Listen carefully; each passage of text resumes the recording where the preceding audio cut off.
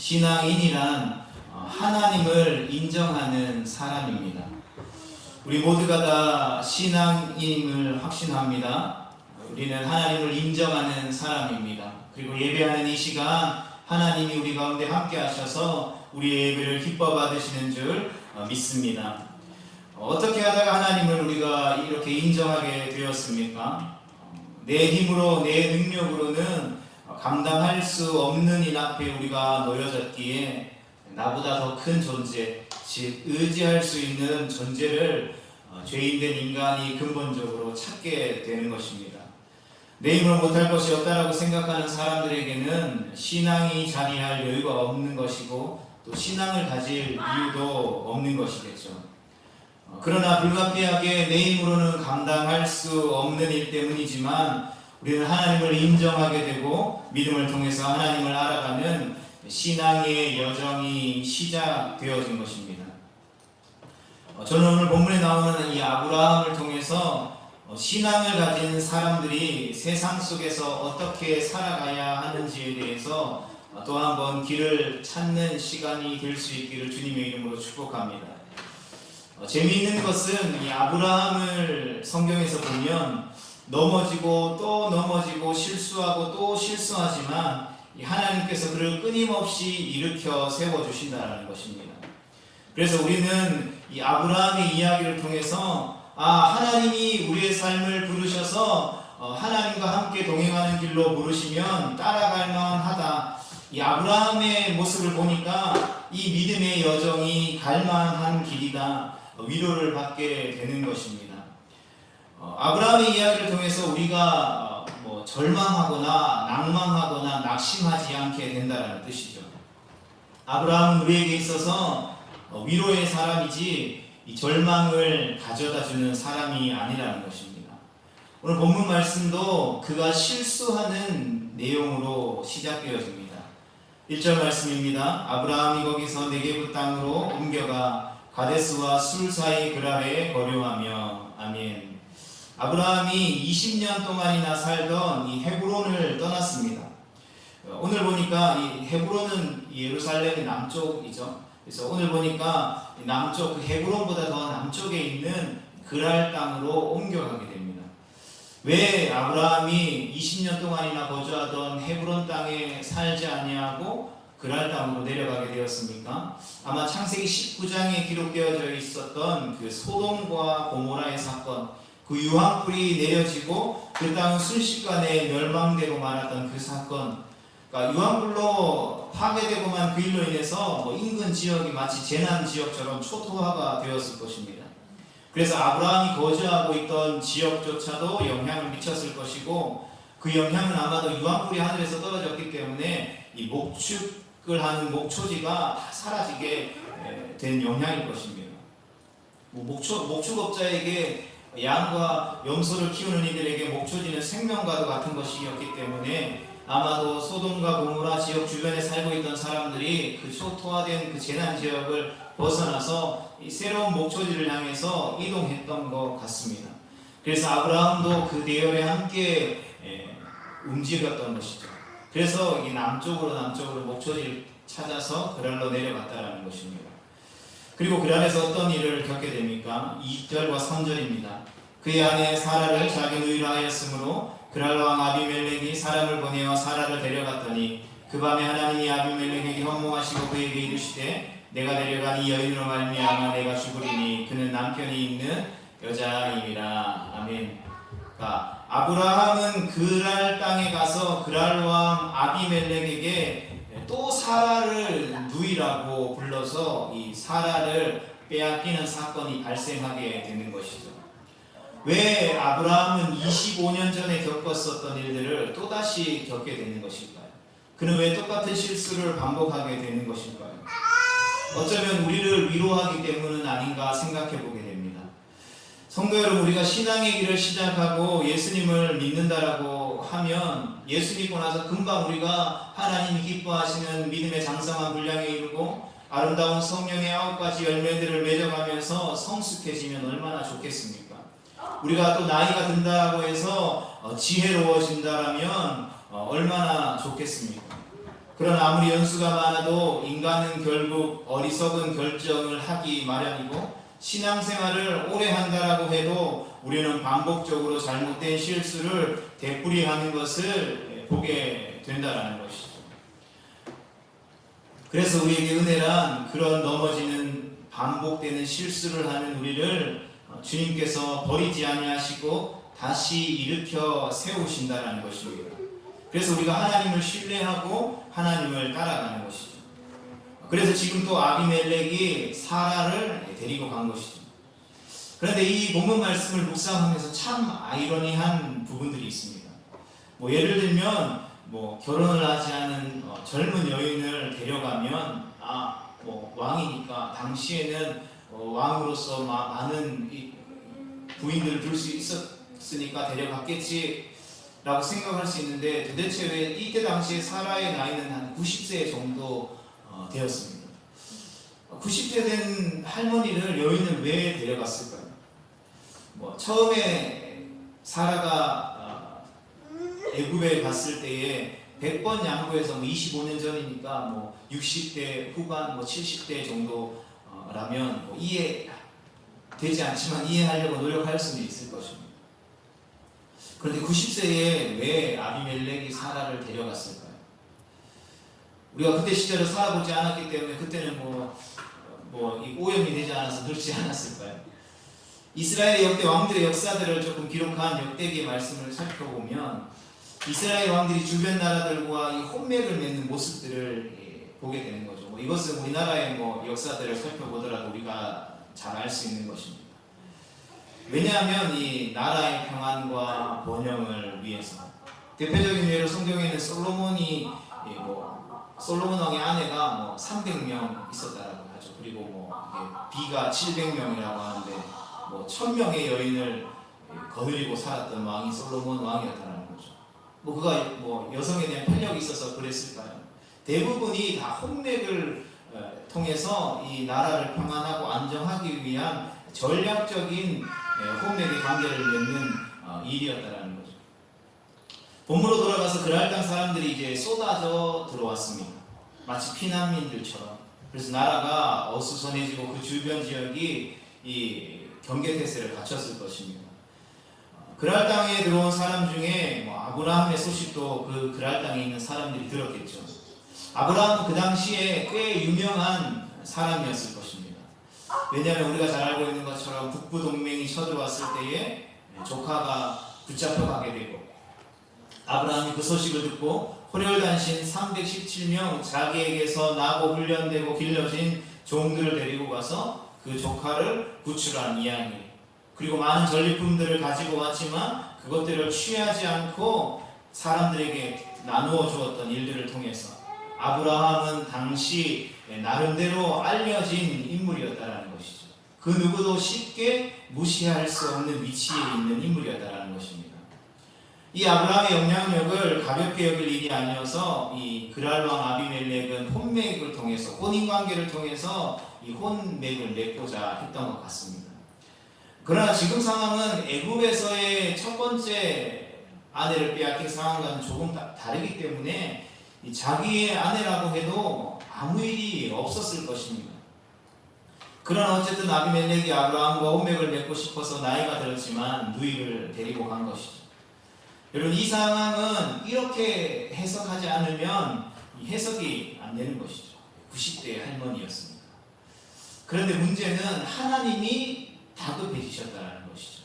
왜냐하면 지금 사라의 태중에 씨앗이 심겨져 있기 때문에, 이삭이라는 믿음의 족보를 이어가는데, 예수 그리스도의 가계를 이어가는 과정인데, 하나님께서 온 인류를 구원하실 거대한 구원의 역사가 시작되었는데 아브라함이 이런 실수를 저지르는 바람에 하나님이 다급해지셨다는 것이죠.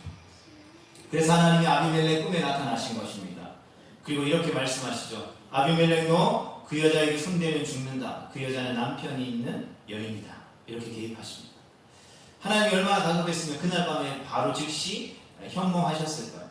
그랬더니 꿈에서 아비멜렉이 이렇게 대답하죠. 아비멜렉이 그 여인을 가까이 하지 아니하였으므로 그가 대답하되 주여 주께서 의로운 백성도 멸하시나이까? 그가 나에게 있는 내 누이라 하지 아니하였나이까. 그 여인도 그는 내 오라비라 하였사오니 나는 온전한 마음과 깨끗한 손으로 이렇게 하였나이다. 아멘. 아비멜렉은 자신이 처한 상황들을 있는 그대로 이야기하면서 자신과 같은 의로운 사람을 죽일 것인지에 대해서 한탄하고 토로하고 있습니다. 그런데 여기서 아비멜렉이 자신을 어떻게 표현합니까? 의롭다라고 표현합니다. 이런 세상에 의로운 왕이 있을까요? 우리가 반드시 기억해야 할 것은 세상의 그 어떠한 왕도 의로울 수 없다는 것입니다. 왕뿐만 아니라 이 땅에 살아가는 모든 인간은 의인이 될 수 없다는 것이죠. 그러나 사람들은 자기 자신이 다 의롭다라고 생각하는 것 같습니다. 믿지 않는 사람들의 특징, 오늘날 우리가 살아가는 이 시대의 특징은 나는 의롭고 너는 불의하다라는 것입니다. 오늘날 시대가 그런 것 같습니다. 끊임없이 불의한 자를 찾아서 그를 정죄하며 자신의 의로움을 과시합니다. 뉴스를 보면 끊임없이 불의한 자를 찾아서 그 불의한 자의 치부를 들추어내고 그것들을 통해서 그를 비난하고 그를 제물로 삼아서 나는 맞고 그 사람은 틀리다. 나는 그렇지 않으니 나는 의롭고 깨끗하고 정직하고 나는 잘못이 없다라는 것을 끊임없이 과시하는 시대를 우리가 살아가고 있다는 것이죠. 반대로 믿음을 가진 신앙인이라는 사람들은 어떤 사람입니까? 나는 불의하다라는 것을 인정하는 사람들입니다. 내 안에 선한 것이 하나도 없다라는 것을 인정하는 사람들이 바로 신앙을 가진 신앙인이라는 것입니다. 우리가 예수 그리스도를 구주로 고백하고 영접할 때에 그 영접에 대한 복음을 제시할 때에 가장 중요하게 증거되어져야 할 부분들이 무엇입니까? 바로 우리가 죄인이라는 것이죠. 죄인이 아닌 사람에게는 병이 들지 않는 사람에게는 의사가 필요하지 않은 것처럼 죄인에게는 반드시 그 죄인을 구원해줄 구원자가 필요하다는 것입니다. 대부분의 복음을 전하다 보면 사람들이 당신은 죄인입니다라고 이야기하면 다른 부분에서는 다 받아들일 수 있지만 그 부분에서는 받아들이지 못하는 부분들을 굉장히 많이 발견하게 됩니다. 그래서 신앙을 가진 사람들은 겸손한 사람들입니다.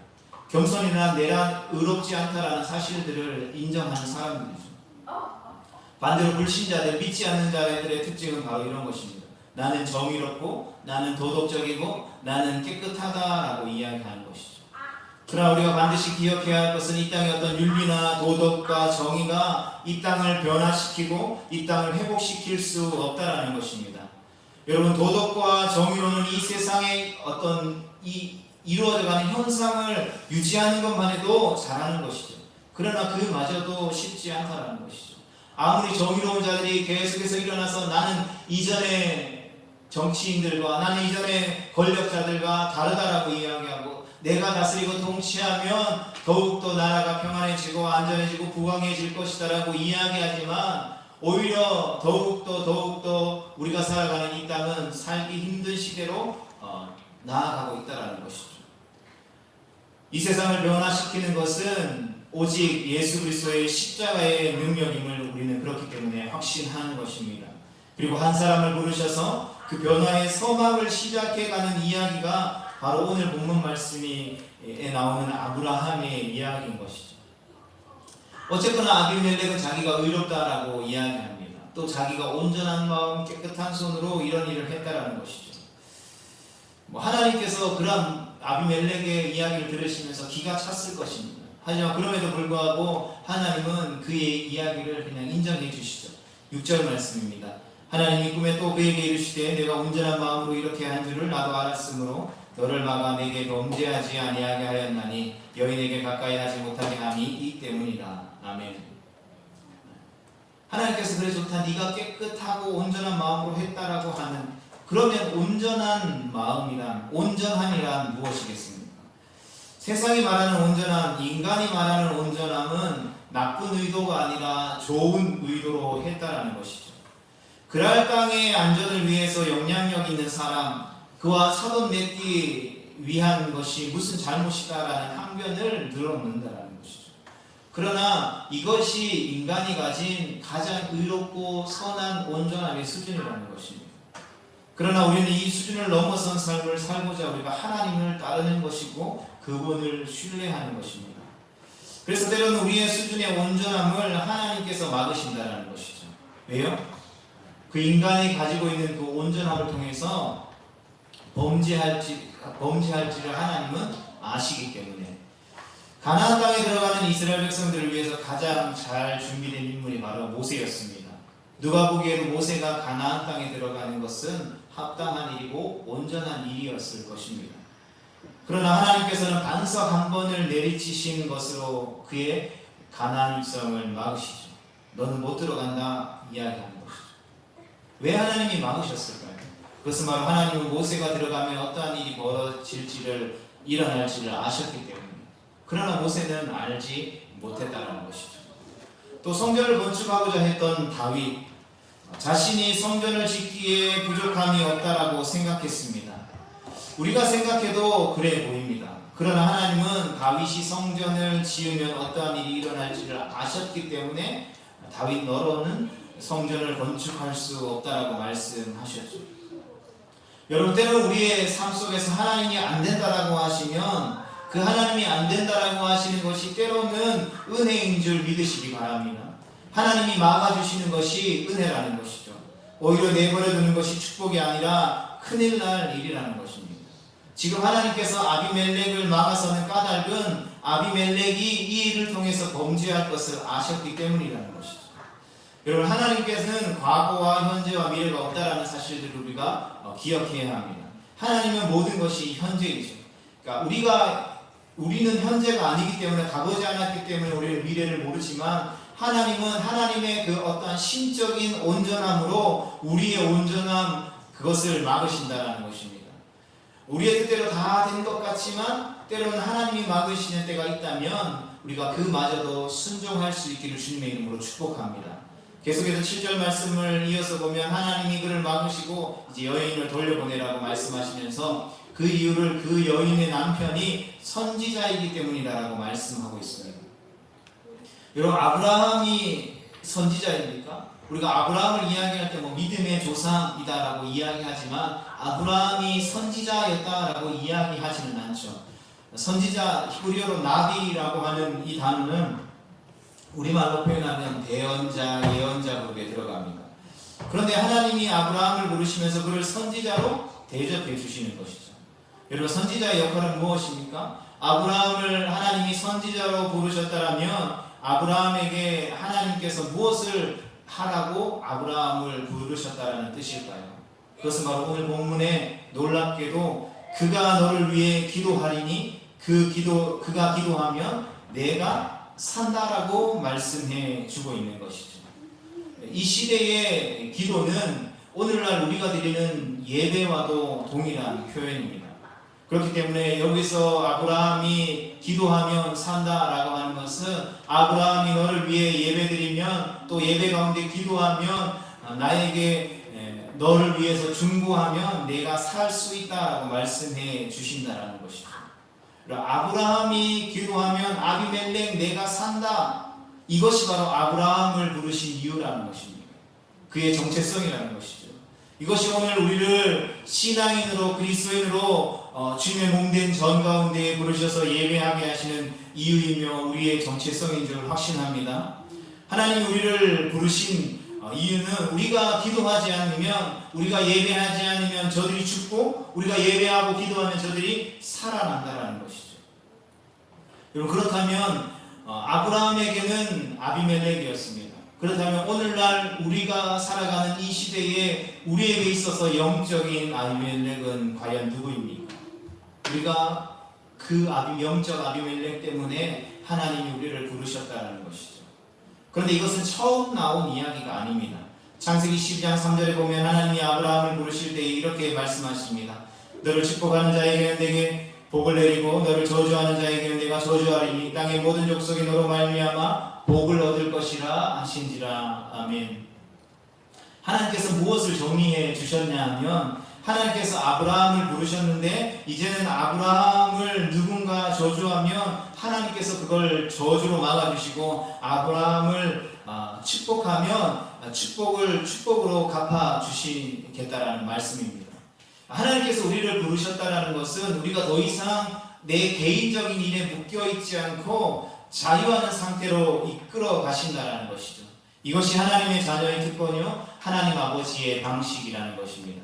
우리가 더 이상 끌려다니는 존재가 아니라 더 이상 내 삶에 묶여있는 존재가 아니라 우리가 다른 사람, 다른 누군가를 위해서 그들의 일을 걱정하는 존재, 그들의 삶의 문제에 끼어드는 존재라는 것이죠. 그래서 우리는 기도하기 위해 부름받은 존재요 기도하기 위해 부름받은 선지자라고 말씀하고 있는 것입니다. 이것이 우리가 오늘 다시 한번 기억해야 할 우리의 부르심인 것입니다. 그리고 기도라는 말은 원래 뜻은 개입하고 끼어들고 참견하고 중재하다라는 뜻을 가지고 있습니다. 쉽게 표현하면 기도란 남의 일을 가지고 하나님께 끼어들어서 부탁하는 것입니다. 기도란 남의 일을 가지고, 내 일이 아닙니다. 남의 일을 가지고 하나님께 끼어들어 부탁하는 것, 그것을 기도라고 합니다. 내 부탁이 아니라 남의 일로 부탁하는 것이죠. 그래서 하나님의 나라 백성들의 기도의 목적은 세상 사람들의 어떤 일반적인 종교인의 기도와는 다른 것이죠. 이 그리스도인의 기도는 더 이상 내 문제를 가지고 묶여서 실랭이하는 것이 아니라는 것이죠.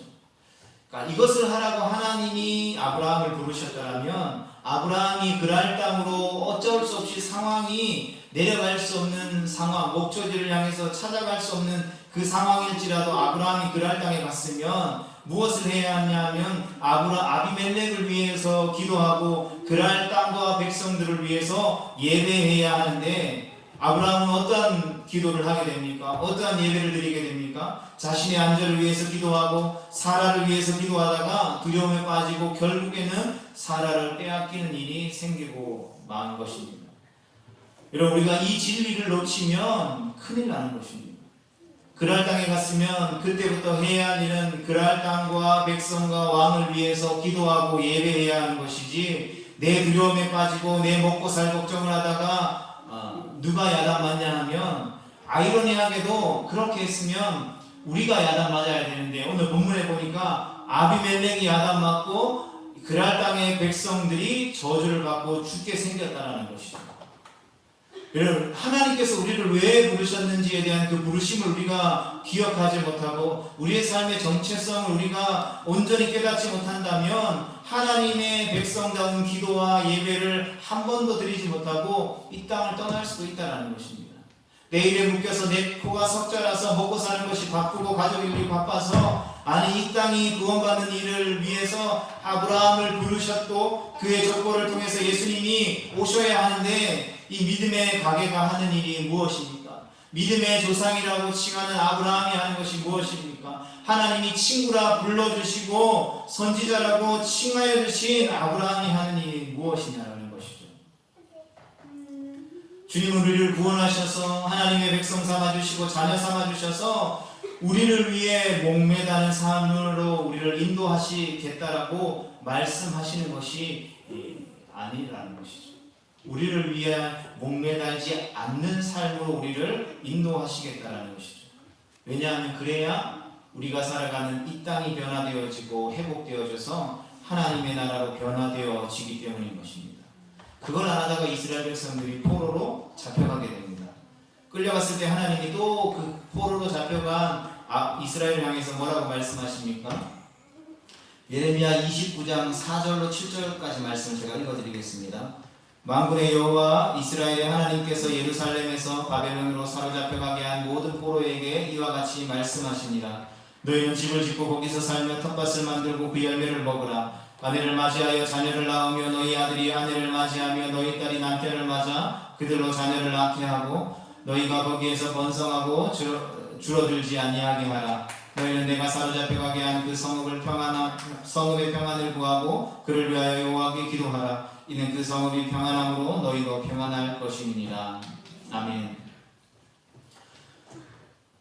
여러분, 우리가 신앙생활하면서 굉장히 많이 오해하는 게 있죠. 예수 그리스도를 믿고 나서 십자가를 지는 그 좁은 길의 삶을 살아가면 우리가 가지고 있는 그 모든 것들을 다 포기해야 되고 세례요한이 그랬던 것처럼 메뚜기와 석청만 먹고 가난하고 궁핍한 삶만을 살아야 한다라는 착각 속에 살아간다는 것입니다. 그것이 불필요하다는 것이 아니라 그것이 하나님이 우리를 부르신 그리스도인의 삶의 전부는 아니다라는 것이죠. 포로로 잡혀간 이스라엘 백성들에게 하나님이 뭐라고 말씀하십니까? 쉽게 말하면 노예로 그 땅 가운데에 끌려가서 살지만 너를 부르신 그 포로지의 상황 속에서 최선을 다해 살아가라는 거죠. 줄어들지 않도록 북적해지지 않도록 풍성한 삶을 누리라는 것입니다. 하나님이 이렇게 말씀하실 때 야, 뼈 빠지게 고생해, 그래서 성공해, 이 이야기를 하는 것이 아니죠. 비록 너희들이 나를 떠나서 온전히 살지 못해서 바벨론 땅에 가지만 너희들의 정체성은 그대로 남아있다는 것이죠. 너희가 어디로 가든지 내가 너희들과 함께하고 너희들이 돌이켜 나를 찾고 구하면 너희들의 삶 가운데 내가 축복해 주겠다라고 말씀하시는 것이죠. 그리고 그 땅에서 노예로 살지라도 그 땅을 위해서 기도하고 예배하라는 것입니다. 삼시세끼 꼬박꼬박 생명을 먹고 주어진 삶의 자리 가운데 최선을 다해서 일하고 하나님이 열매 맺게 하시는 풍성한 열매들을 통해서 먹고 예배하고 기도하는 그리스도인의 삶을 살아가는 것이죠. 그리고 그 땅의 평안을 구하고 그 땅의 평안을 통해서 그 땅의 사람들을 주님께로 인도하라라는 것입니다. 하나님은 아브라함을 불러서 엄청난 대단한 일을 시키신 것이 아닙니다. 믿음의 조상으로 삼아서 우리가 안 하거나 못하는 일을 특별하게 하나님이 하게 하신 것이 아니라는 것이죠. 여러분 성도 여러분, 믿음의 삶을 우리가 산다라는 것은 하나님의 일에, 하나님의 역사에 끼어들 수 있는 특권을 허락받았다는 것이죠. 하나님이 무슨 일을 원하십니까? 하나님이 원하시는 것은 단 한 가지죠. 모든 사람들이 진리 대신 예수님을 알고 구원받게 하는 것. 아브라함이 잘못을 저질러도 선대하는 까닭 붙들고 끝까지 그 하나님의 열심, 그러니까 아브라함의 열심으로 아브라함이 믿음의 조상이 된 것이 아니라 실수하고 넘어지는 그 아브라함을 향한 하나님의 사랑, 그 끊임없는 하나님의 열심을 통하여서 선대하고 그를 붙들고 가시는 까닭은 하나님이 아브라함과 함께의 구원의 역사를 이루어 가시기로 결정하셨기 때문이라는 것입니다. 그러면 하나님의 일을 어떻게 하라는 것입니까? 그것은 헤브론에 가서 남들처럼 살라라는 것이죠. 살면서 헤브론의 사람들을 위해서 예배하고 기도하라는 것입니다. 그리고 상황이 여의치 않아서 그랄 땅으로 내려가게 됐으면 그 땅에 살면서 또 그 땅을 위해서 기도하고 예배하라는 것이죠. 오늘날 우리의 삶으로 표현하면 어떤 직장에 가서든지 그 직장과 직장 사람들을 위해서 기도하라는 것입니다. 상사들을 위해서 기도하고 부하 직원들을 위해서 기도하고 동료들을 위해서 기도하고 예배하라는 것입니다. 또 부르신 생업의 자리에서 고객들을 위해서, 또 삶의 자리에서 이웃들을 위해서, 또 가정에서 가족들을 위해서, 자녀 후손들을 위해서 계속해서 기도하고 예배하는 삶을 살아라는 것입니다. 성도 여러분 기억하십시오. 성도라고 하는 것, 하나님의 백성, 하나님의 자녀들은 나를 위한 걱정에서 풀려나고 벗어난 사람들임을 믿습니다. 나를 축복해봐야 하나님이 갚아주실 것이고 저주하면 그 사람이 쫄딱 망할 것인데, 여러분 이것이 죄인된 인간에게 있어서 얼마나 큰 신분의 변화라는 것이죠. 여러분 우리가 진리 대신 예수님 안에서 자유하는 삶, 그러니까 종교의 영, 진리의 영과는 종교의 영은 진리의 영과 전혀 다르다는 것이죠. 하나님은 이 땅에 종교의 영을 멸하러 오신 분이심을 확신합니다. 여러분 하나님이 우리의 삶을 책임지셨다라는데 왜 우리가 두려워하고 걱정합니까? 왜 우리가 이 땅에서 먹고 마시고 살아가야 하는 그 일에서 우리가 벗어나지 못하게 되는 것입니까? 그것이 바로 사단의 전략인 것이죠. 내 문제에 묶여있도록 내게 있는 기도에 파묻히게 하는 것, 그것이 사단의 전략이라는 것입니다. 그들은 또 말씀을 읽고 듣지 못하게 합니다. 여러분 성경에 하나님이 다 써놨죠. 이걸 알게 되면 하나님을 두려워하고 하나님의 말씀대로 살게 되고, 그러면 사단의 일이 다 드러나 버리게 되는 것입니다. 여러분 그러면 더 이상 사단의 일이 두렵지 않잖아요. 두렵지 않은데 어떻게 사단이 우리의 삶 가운데 영향력을 발휘할 수 있겠습니까? 여러분 잘 아시죠? 성경책에 하나님이 두려워하지 말라, 불안해하지 말라, 이 이야기를 365번이나 기록해 놓으셨다는 것. 하나님 우리의 삶을 다 아시는 거죠. 걱정과 근심으로 가득 찰 수밖에 없는 우리의 인생을 다 아셔서 365일 하나님이 성경 말씀을 통하여서 우리 가운데에 두려워하지 말라, 내가 너와 함께 하겠다, 놀라지 말라, 내가 너의 삶 가운데에 함께해서 너의 삶을 이끌어 주시겠다라고 말씀하는 거죠. 그러면 이 약속의 말씀 우리가 붙들면 우리의 삶을 왜 두려워하겠습니까? 왜 불안해하겠습니까? 왜 사단이 우리의 삶 가운데에 영향력을 발휘하도록 내어놓겠냐라는 것이죠. 왜 우리가 십자가의 승리를 말합니까? 철저한 패배의 자리 같은데 왜 십자가에서 승리를 이야기합니까? 그것은 바로 십자가에서 전부를 제물로 드렸기 때문에, 우리 나를 온전히 드렸기 때문에 승리하는 자리가 되어지는 것입니다. 바라기는 우리 자신을 하나님께 온전히 제물로 드릴 때에 우리를 받으시고 큰 승리자로 세우실 것을 확신합니다. 우리가 이 땅을 위해 기도하고 예배하라고 부르셨다라는 것이죠. 여러분, 그랄 땅 아비멜렉 왕의 집에 왜 이러한 일이 일어나게 되었습니까? 아브라함이 해야 할 책임을 하지 못했기 때문에. 사랑하는 성도들, 오늘날 우리가 살아가는 이 땅에 왜 이런 일이 일어났는지 아십니까? 우리가 해야 할 책임을 못했기 때문인 것입니다. 이것이 하나님을 믿는 하나님의 백성들인 그리스도인들만이 아는 비밀인 것입니다. 세상에 믿지 않는 사람들이 알겠습니까? 하나님을 사랑하지 않고 하나님을 믿지 않는 자들이 우리가 예배하고 기도하지 않았기 때문에 이러한 일들이 일어났다는 사실들을 알 수 있겠냐는 것이죠. 역대하 7장 14절에 이렇게 기록하고 있습니다. 내 이름으로 일컫는 내 백성이 그들의 악한 길에서 떠나 스스로 낮추고 기도하여 내 얼굴을 찾으면 내가 하늘에서 듣고 그들의 죄를 사하고 그들의 땅을 고칠지라. 아멘. 여러분, 우리가 하나님을 찾고 구하며 하나님 앞에 기도하고 예배하기 시작할 때에 하나님이 이 땅을 고쳐주심을 믿으시기 바랍니다. 우리가 기도하지 않으면 이 땅의 사람들이 그냥 죽게 됩니다. 그러나 우리가 기도하면 사는 것입니다. 이 땅에 살고 죽음이 우리의 예배와 우리의 기도에 달려있다는 것이죠. 여러분, 우리가 살아가는 이 시대가 왜 영적인 에스겔 골짜기가 되어버렸고 이 땅에 죽어가는 영혼들이 왜 마른 뼈와 같이 소망 없이 살아가게 되었습니까? 그것은 하나님의 백성이 이 땅에 부르심을 받고 공적인 삶을 살아가기 위해서 하나님이 택하시고 부르셔서 자녀 삼아 주셨는데 자기 일에 집중해 버렸기 때문인 것이죠. 하나님이 우리에게 주신 이 땅을 위한 기도와 예배, 기도하고 예배하면 아비멜렉이 산다, 그러나 네가 기도하지 않으면 죽는다라는 게 하나님의 말씀. 이 이야기를 듣고 아비멜렉이 정신이 번쩍 들었겠죠. 본문 8절과 10절입니다. 아비멜렉이 그날 아침에 일찍 일어나 모든 종들을 불러 그 모든 일을 말하여 들려주니 그들이 심히 두려워하였더라. 아비멜렉이 아브라함을 불러서 그에게 이르되 내가 어찌하여 우리에게 이렇게 하느냐? 내가 무슨 죄를 내게 범하였기에 내가 나와 내 나라가 큰 죄에 빠질 뻔하게 하였느냐? 내가 합당하지 아니한 일을 내게 행하였도다 하고 아비멜렉이 또 아브라함에게 이르되 내가 무슨 뜻으로 이렇게 하였느냐? 여러분, 사실 아비멜렉은 억울하죠. 하나님의 사람이 잘못된 길로 들면 하나님을 모르는 사람들이 고생하는 것입니다. 교회가 곁길로 빠지면 세상이 고통하게 되는 것이죠. 아비멜렉이 아브라함에게 억울하다고 따지는 것이죠. 야, 너 뭐야? 너 왜 이렇게 했어? 나한테 왜 거짓말했어? 그러자 아브라함이 25년 전에 바로에게 했던 변명을 똑같이 하게 되죠. 똑같은 변명을 했다라는 것입니다. 다 우리를 위로하기 위한 하나님의 위로가 아닌가 생각해 보게 되는 것이죠.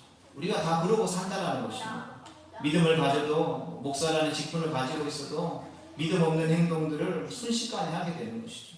우리에게 약속의 말씀이 있었어도 그 땅에 왔으면 그 땅을 위해서 기도하고 예배하면 되었을 텐데 자기 자신을 위해 자기 자신에 집중해서 자기 자신을 위해서 기도했더니 아비멜렉이 공경에 빠지게 되는 것이죠. 그래서 이제 14절 이하에 보면 아비멜렉이 행동합니다. 아비멜렉이 어떻게 행동합니까? 양과 소와 종들을 이끌어 아브라함에게 주고 그의 아내 사라에게도 그에게 돌려주고 이어서 땅도 주고 돈도 주고 줄 수 있는 거, 자기가 줄 수 있는 거 다 아브라함에게 주는 거죠. 하여튼 아브라함은 사고를 쳐도 뒤로 넘어져도 이런 일이 생기는 것이죠. 우리가 보기에 혼내켜도 부족할 판에 하나님이 아비멜렉을 통해서 아브라함을 더 풍성하게 해주신다는 것이죠. 더 풍족하게 해주신다는 것이죠. 이처럼 하나님이 우리의 인생에 개입하셔서 하나님이 우리의 주인 되어 주시면 때로는 우리가 실수하고 넘어지더라도 그 완전하신 하나님을 붙들고 의지하고 나아간다면 우리의 삶이 결코 이 땅에서 사람들이 살아가는 그 상식적인 일로, 그 상식적인 결과로 끝나지 않는다는 것이죠. 비상식적인 해결책을 하나님이 제시하고 계시다는 것이죠.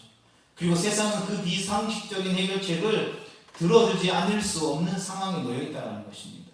우리가 하나님을 전적으로 신뢰할 수만 있다면, 하나님이 우리의 삶에 개입하시도록 우리의 삶을 하나님 앞에 내어 맡겨줄 수 있다면, 믿음으로만 고백할 수 있다면 얼마나 좋을까요? 그러나 현실은 이 약속의 말씀 우리가 아멘 하지만 현실은 딱 이해되는 만큼, 딱 그만큼만 우리가 받아들일 수 있는 만큼만 믿기 때문에 우리의 삶에 기적은 둘째치고 자기가 배우고 경험한 그 상식 수준에서만 우리가 살아갈 수밖에 없다는 것이죠. 그리고 그 상식 수준에 살아가는 그 수준으로 믿음으로 하나님께 자신의 삶을 내어 맡기는 사람들을 가로막고 그 사람들을 자기 수준으로 끌어내리는 것이 오늘날 그리스도인들의 모습이다라는 것입니다. 그리고 하나님 개입하시자 아브라함을 최고로 대접해 줍니다. 너 그렇게 가만히 있으면 나 죽으니까 내가 너에게 필요한 모든 것을 공급해 줄 테니까 너는 나를 위해서 기도하고 예배함으로 내가 살도록 하라라는 것이죠. 이 엄청난 비밀을 가르쳐 주셨다는 것입니다. 오늘 예배하는 이 시간에 우리가 누구를 위해서 무엇을 위해 기도할 것인가 결단할 수 있는 시간들이 되어질 수 있기를 축복합니다. 우리가 기도하지 않기 때문에 세상이 죽어간다는 것을 놓치면, 아니 알면서도 우리가 기도하지 못한다면 우리는 한낱 세상의 종교와 종교인들과 다를 바가 없어지는 것이죠. 이제 말씀을 결론을 맺으려고 합니다. 이 이야기가 끝나자 이제 아브라함이 기도하기 시작합니다. 17절과 18절 말씀입니다. 아브라함이 하나님께 기도하며 하나님이 아비멜렉과 그의 아내와 여종을 치료하사 출산하게 하셨으니 여호와께서 이왕의 아브라함의 아내 사레의 일로 아비멜렉의 집의 모든 때를 다지셨습니다. 아멘. 이 어마어마한 비밀을 우리가 가지고 있는 것입니다. 여러분, 우리가 이 어마어마한 비밀을 안다는 것이 얼마나 축복이겠습니까? 여러분, 아브라함이 다시금 부르심을 회복하고 기도하기 시작했더니, 하나님을 예배하고 하나님의 그 섭리를 인정하기 시작했더니 그 땅에 있는 아브라함뿐만 아니라 그 땅 아비멜렉과 그랄 땅에 있는 모든 백성들의 문제가 해결되어졌다는 것입니다. 하나님께서 아브라함을 부르신 순간부터 아브라함은 선지자였습니다. 선지자의 특권은 기도와 예배인 것이죠. 하나님 앞에 나아가 하나님을 만나고 예배하는 것을 통해서, 기도하는 것을 통해서, 하나님과 대화하는 일을 통해서 남의 일에 끼어드는 것, 남의 일로 걱정하는 것, 내 걱정 안 하고 공적인 공생애의 삶을 사는 것입니다 라는 것이죠. 그리고 우리가 그러한 부르심을 회복하고 공적인 하나님의 백성의 삶을 살면 하나님이 우리의 삶을 책임져 주시는 것입니다. 상식적인 수준을 넘어서서 비상식적인 방법들을 통하여서 하나님이 우리를 부요하게 하신다는 것입니다. 그리고 아브라함이 누구길래 하나님께서 그를 나의 동력자라고 말씀하십니까? 나의 친구라고 말씀하십니까? 나의 동력자로, 나의 친구로, 나의 선지자로 불러서 동행할 거야 라고 결정하신 것입니다. 이것은 하나님의 은혜의 주권이라고 말할 수밖에 없을 것입니다. 우리가 그러한 동일한 은혜를 받아 누리며 살아가는 하나님의 백성인 줄 확신합니다. 그래서 때로는 우리에게 간섭하셔서 막아주심을 통해 우리의 걸음들을 믿음의 길로 인도하시는 것입니다. 사랑하는 성도 여러분, 우리가 이 하나님을 기억할 수 있기를 축복합니다. 실수하고 넘어져도 아브라함의 삶 가운데 함께 하셔서 일으키시고 회복시켜 주시고 초자연적인 방법과 능력으로 그의 삶을 부족함 없이 채우시고 공급하셨던 그 하나님의 은혜를 기억하고 안심하고 우리 또한 주님의 그 부르심을 향해 나아갈 수 있기를 축복합니다. 실수가 없으신 주님을 인정하고 살아가기를 축복합니다. 우리의 연약한 실수마저도 감당하지 못할 축복으로 바꿔주시는 완전하신 분이심을 믿으시기를 축복합니다. 우리만 아는 그 비밀, 그 부르심을 회복하며 우리가 기도해야 이 땅의 백성들이 산다라는 이 놀라운 하나님의 나라의 법칙과 비밀을 기억하며 우리에게 부르신 삶의 모든 자리 가운데에서 그 부르심을 회복함으로 예배하고 기도하기에 부족함이 없는, 그래서 많은 영혼들을 살리고 회복해 하며 풍성케 하는 축복의 통로로 살아가는 우리 모두가 되어질 수 있기를 주님의 이름으로 축복합니다.